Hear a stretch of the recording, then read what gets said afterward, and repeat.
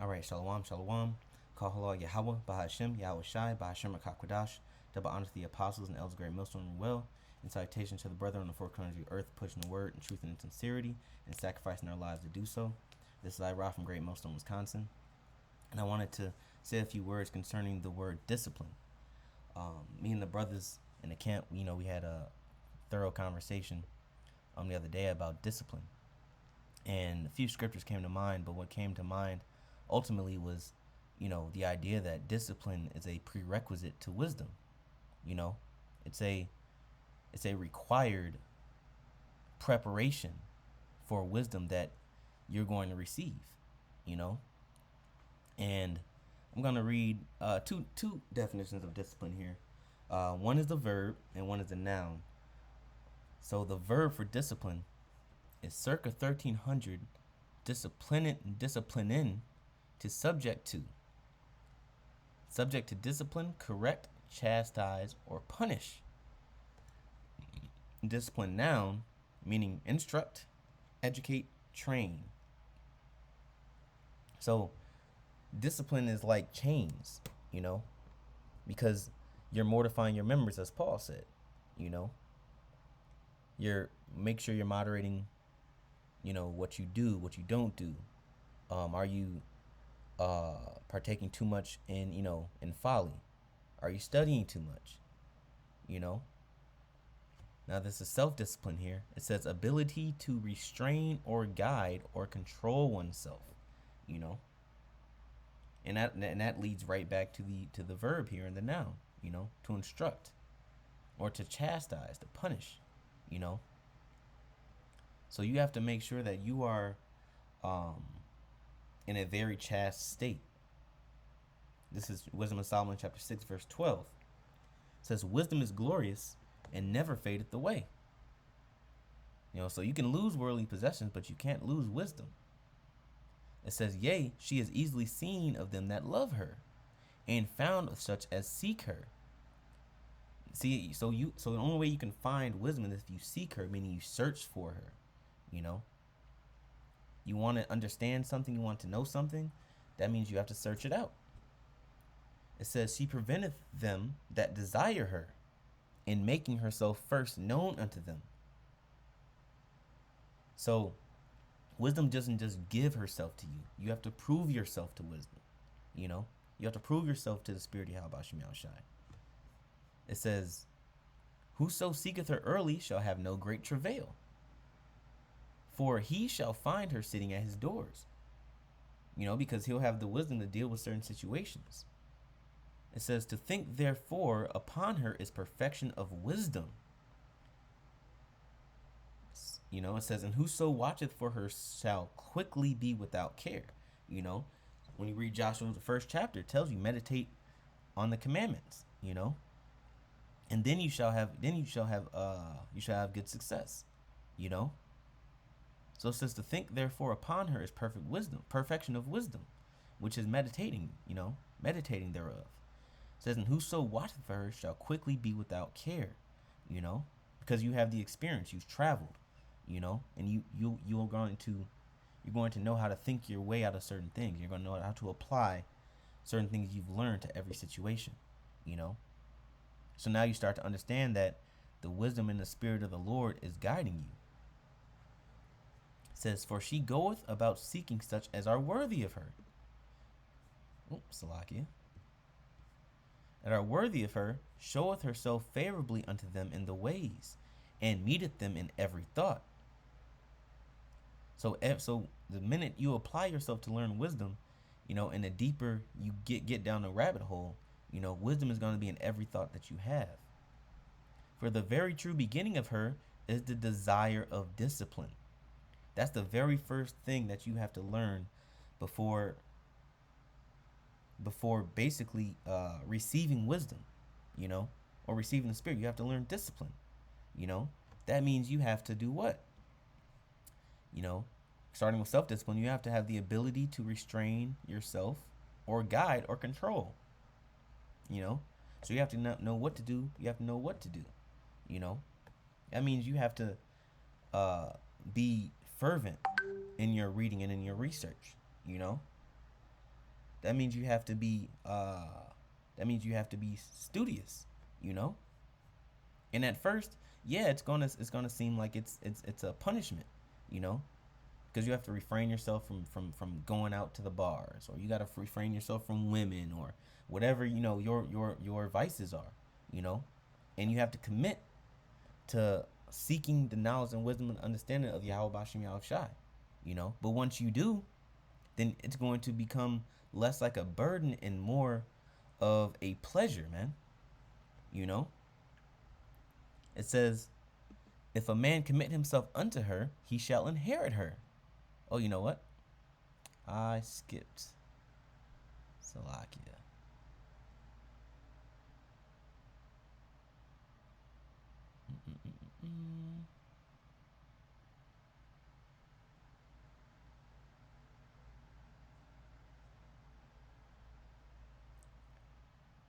Or was I not on this? Oh, I wasn't even on this precept. Salakia.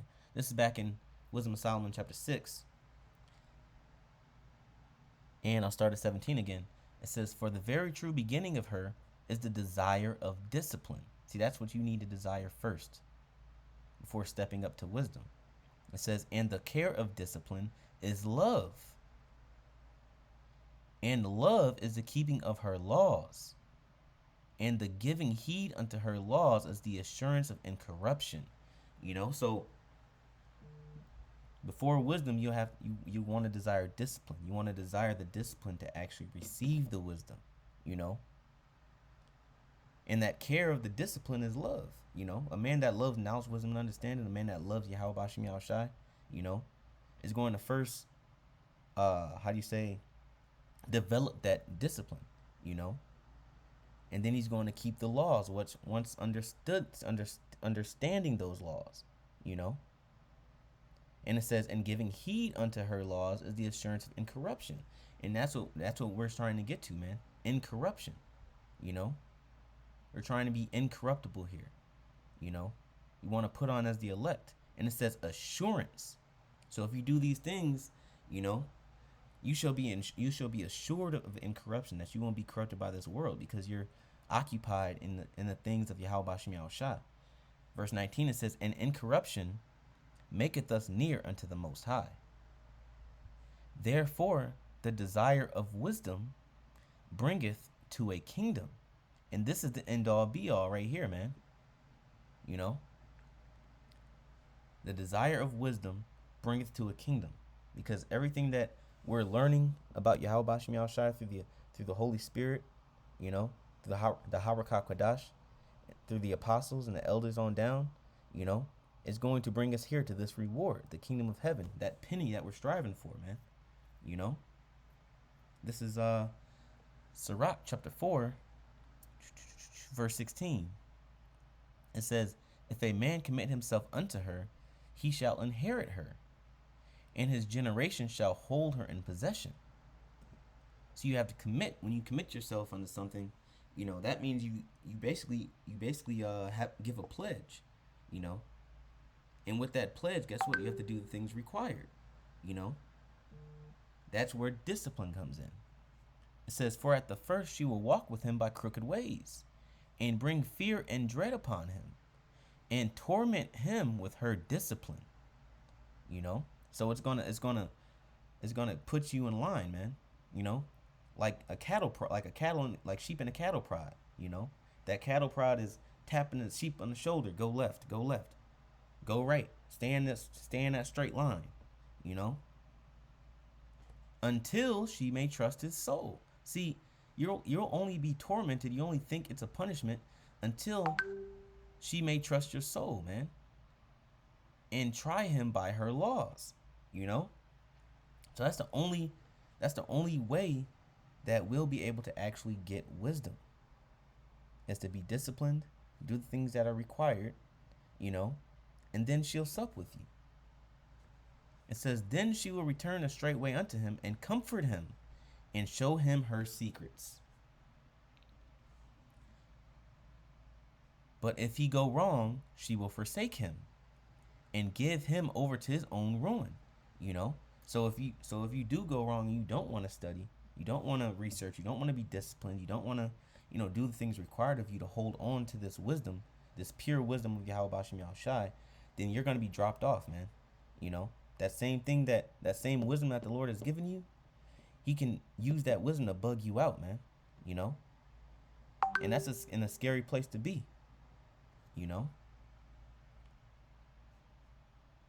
This is Sirach chapter 38 and verse 24. Because the thing is that with pledging yourself to learn knowledge, wisdom, and understanding of the Lord, to be a man of the Lord, you have to be disciplined. That means taking opportunity of those moments where you have no obligations, so that way you can apply yourself to wisdom and reading and understanding and things of that nature. This is Sirach chapter 38 verse 24. It says, the wisdom of a learned man cometh by opportunity of leisure. Now let's look up this word leisure here.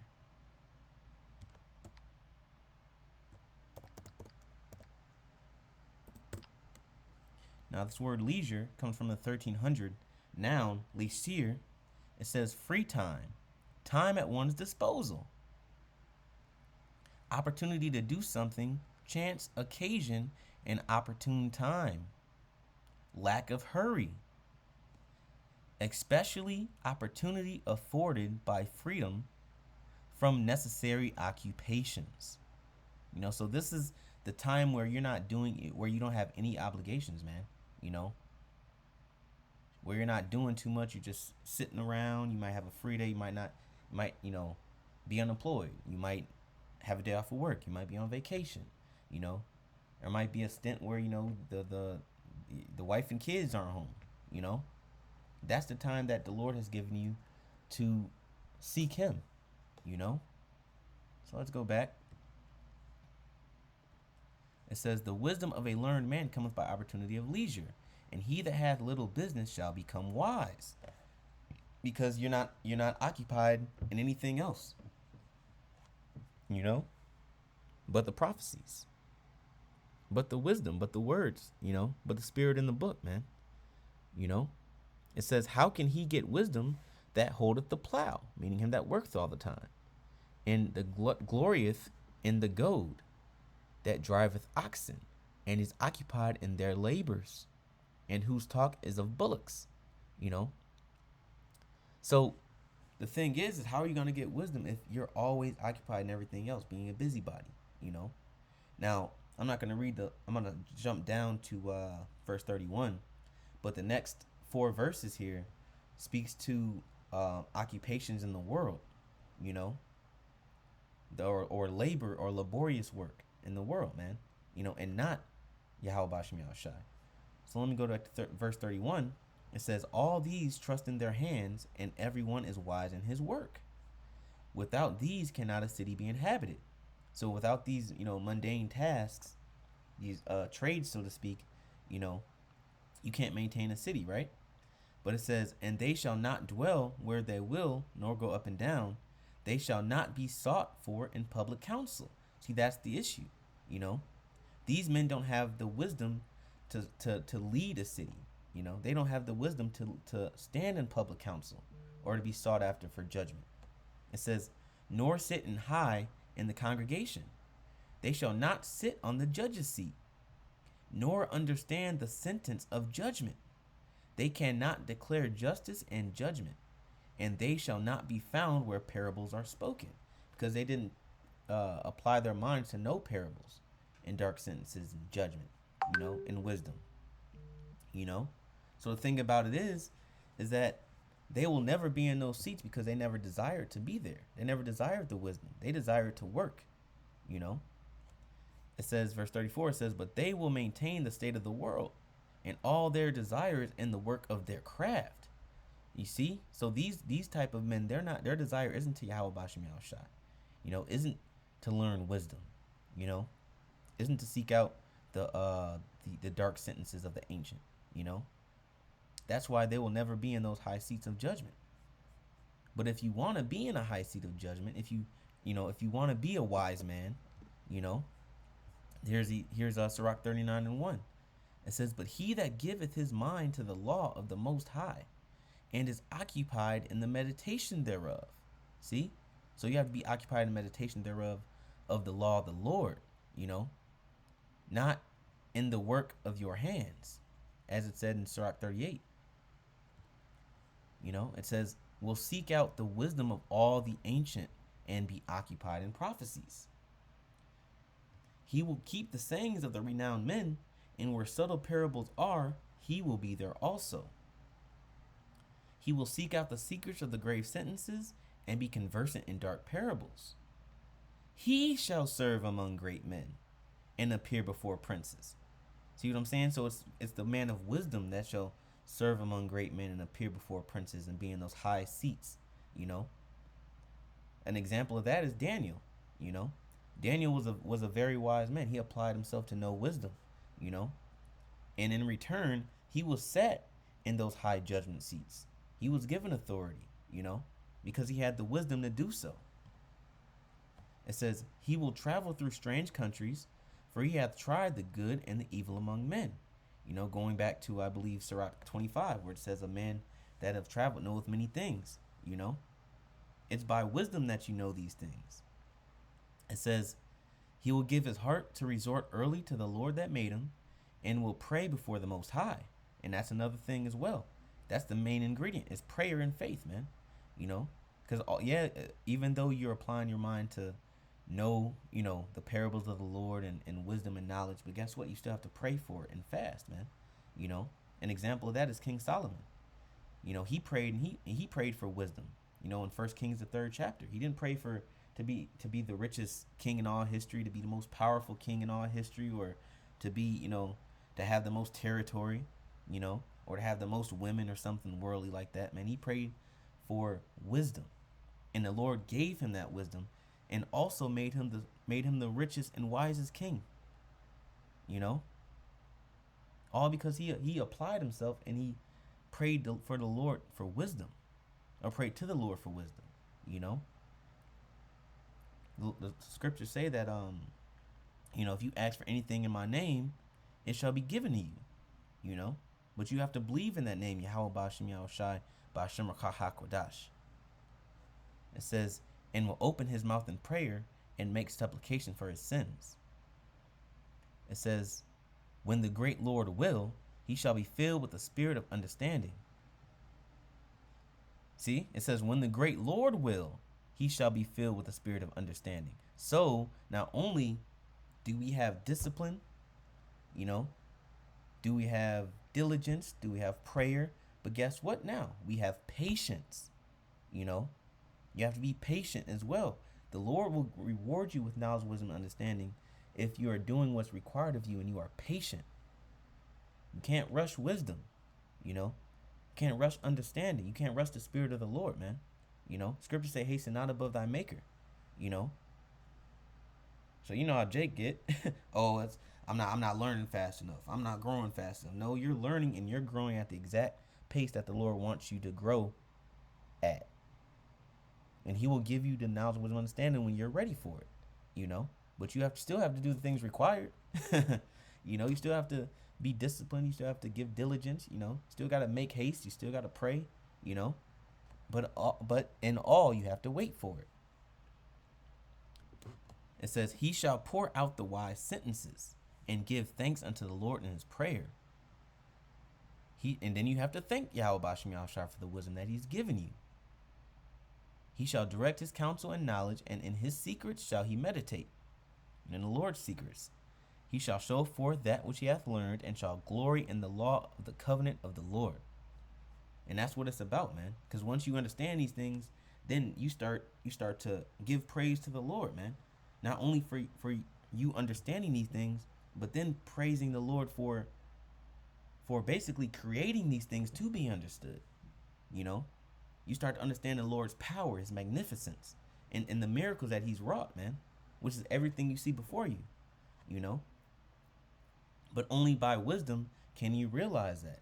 This is 2 Peter chapter 1, verse 10.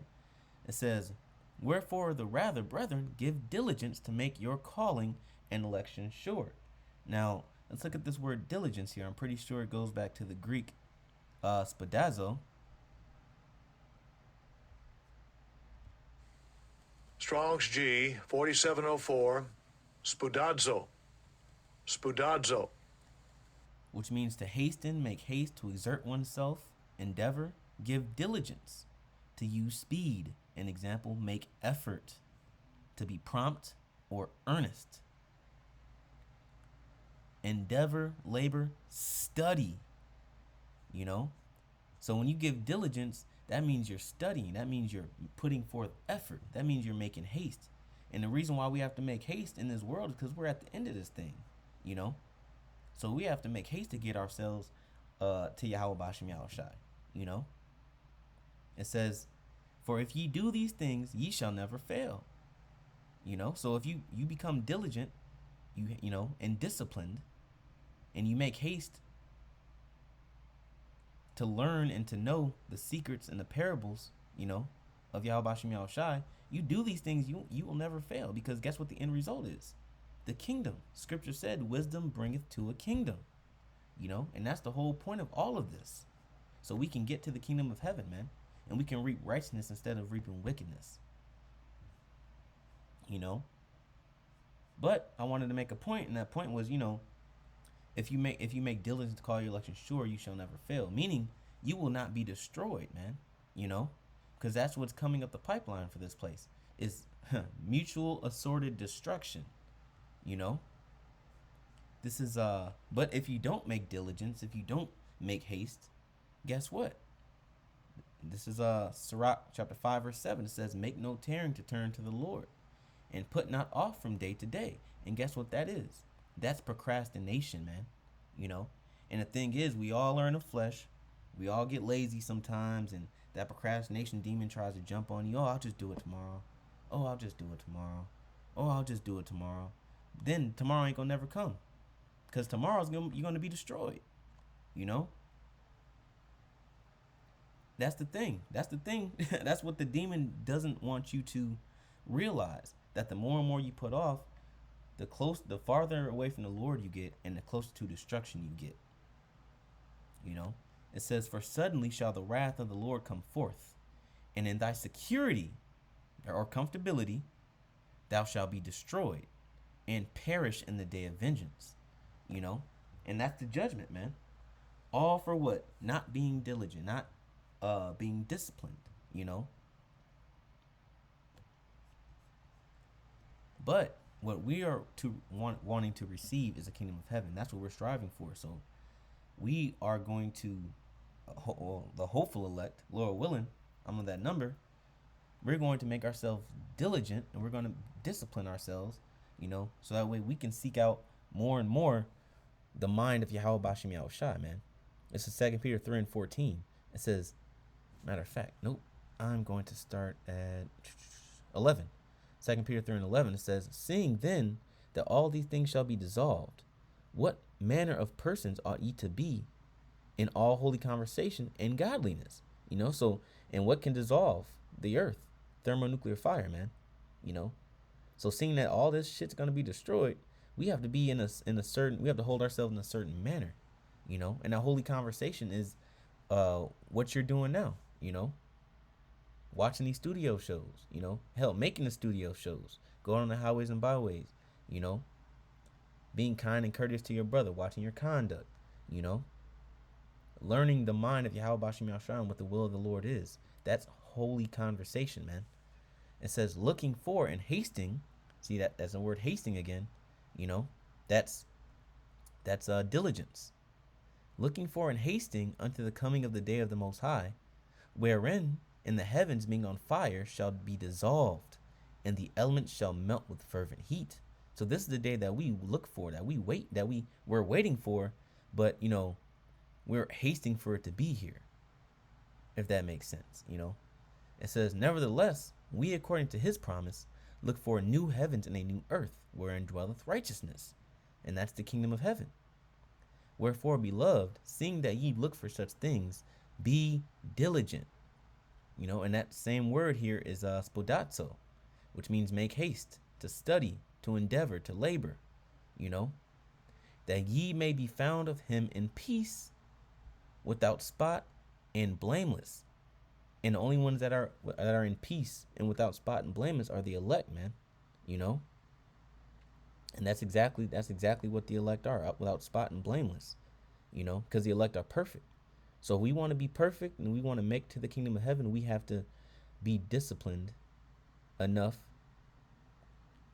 to keep going, man. And matter of fact, yeah, and that's really all I had to say on the subject. But yeah, man, if we want to make it to the kingdom of heaven, we have to be diligent. You know, we have to be diligent to make our calling election sure. That means being disciplined enough to carry out our duties in Yahweh Bashim Yahushua, man, to the fullest until he makes his return.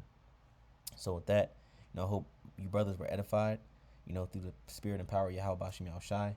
I want to give all praises, call halal Yahweh, Bahashim, Yahweh Shai, Bahashim Rakakwadash. Double honor to the apostles and elders of the great millstone and well. Salutations to the brethren on the four corners of the earth, pushing the word with truth and in sincerity, and sacrificing their lives to do so. Shalom, shalom. Until next time.